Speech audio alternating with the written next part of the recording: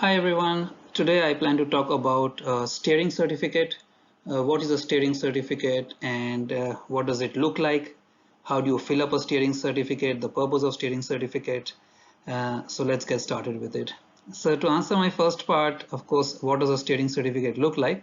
You can pretty much see the gist of it on your screen right now, but I'll take you through each of the parts of the steering certificate. And when I show you the parts, I'll also talk about when is a steering certificate used and what is its importance as well. So a steering certificate, and the example I've used is of course the one that is approved by the Australian Maritime Safety Authority or AMSA. And a steering certificate may be issued by any of the flag states, of course. It is issued on the ship once the helmsman completes a minimum set of hours required for steering, and that could be supervised steering, but when they have completed hours of steering on their own. And a steering certificate, in the case of course in the Australian context, you have to submit the steering certificate or a copy or a certified copy of the steering certificate along with an application when you want to receive your certificate of proficiency as an integrated rating that allows you to work on ships as a rating in both the engine and the deck department. However, if you are sailing with any other flag state, steering certificate is often issued even for cadets. That is an indication that they have completed the stipulated hours of steering, and that means they can be allowed to steer the ship unsupervised, especially during maneuvering operations. And it is required to be obtained by anybody who is intending to work as a helmsman or be employed as a helmsman on the ship, allowed to steer the ship unsupervised. All right, so let's get started with the parts. So of course, the flag state that issues the steering certificate or is mentioned at the top. That could be the Australian government, or if you're sailing with Indian registry or Singapore registry, it could be the relevant registry as well. It should say it's a steering certificate at the top of the certificate. Then you can see here again I have kind of zoomed in onto the steering certificate, but I'll take you through the different parts of each of the certificate, otherwise it's difficult for you to see what each of this part is. So let's get started with the first part in the next slide. So here of course I have mentioned that the government that issues the steering certificate, or the flag state that issues a steering certificate or approves of it, especially if you are using it for any kind of additional certification like the integrated rating certification or the deck rating certification, is then you can use this and justify, then you become justified as a helmsman. You can be used as a helmsman on the ship.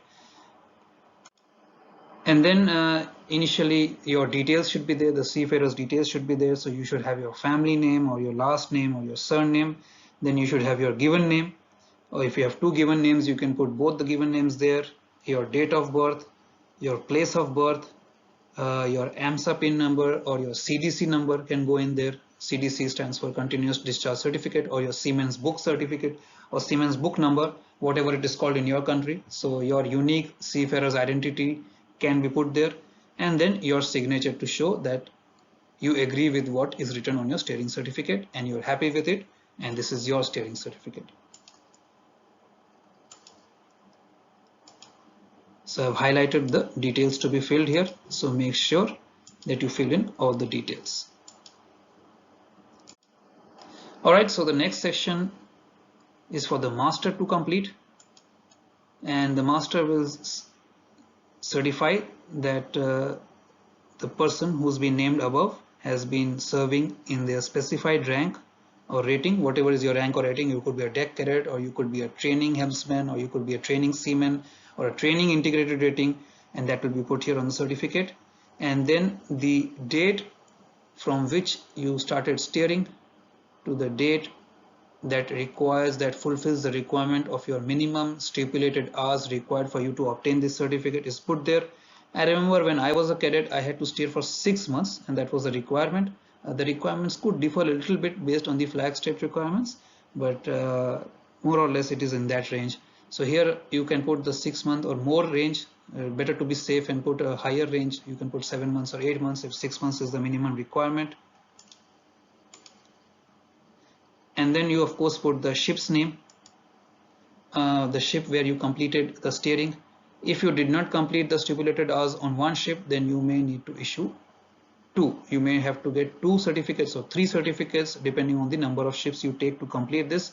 So make sure you have copies of it available all the time. You can get actually copies of it from the AMSA website, and these days of course you can get copies of anything from the websites, from the relevant websites. Of course, if AMSA does not apply to you, then you can get a copy of it from the relevant flag state, and you should have copies of it, and you should fill up these copies, and then altogether it should fill up or complete or fulfill the minimum stipulated requirements required for your steering purposes. The important thing to note here that the ship should at least be of a minimum gross tonnage. It's normally 500 gross tonnage. Sometimes some flag states also have the requirement of international voyages. Ships should be involved in international voyages. That means ships should be sailing for more than 48 hours as described in SOLAS, if I'm not wrong. So depending on what flag state, and they may have some of their own requirements, make sure you're familiar with those requirements. Your wherever you get the steering certificate from will mention the requirements. Here of course you can see the requirement of the ships being at least of 500 gross tonnage is mentioned clearly. So make sure you obtain the steering certificate from masters of ships who are on more than 500 gross tonnage, and that is where you should be completing your steering as well. Now then, towards the end, the comment should be this should be from master: during the period specified above, the seafarer, in my opinion, satisfactorily completed steering duties amounting to an aggregate of 10 hours that included a minimum of 4 hours when the ship was being conned entering and leaving port. So of course here the requirement is different. Like I said, when I was a cadet, I had to show that I have been steering for more than 6 months. And again, now I don't remember the requirement. 6 months is kind of a vague if I've just steered once, so forget about that. It should be in hours. I can't remember what my requirement was here. So here it says that it should be for 10 hours, and of course you can't steer straight for 10 hours. So of course you'll be steering for an hour or so unless you are steering in the river ports. But here the requirement is at least 10 hours of steering, but it should include 4 hours when the ship was being helmed into the port. So when the ship was either arriving into a port or departing from a port. So that could also mean that you have steered under the directives of a pilot. So not only the master and the officer on watch, but also maybe under pilotage. And why it is important is because during pilotage or during the ship's maneuvering into and out from a port, the ship actually undergoes various speeds. So sometimes it could be stopped, it could be going very slow, or it could be going at full speed. But steering at slower speeds is of course more complicated than steering at higher speeds.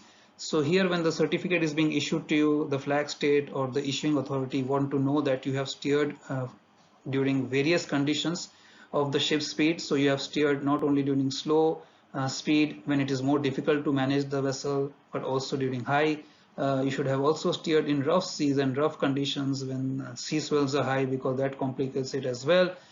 So try to cross this minimum requirement of 10 hours if possible, because the more experienced you are, the better you are at steering. But of course the minimum requirement here as per AMSA is only 10 hours of steering, and it should include 4 hours of steering during any kind of pilotage, or rather during maneuvering operations when the ship undergoes various speeds.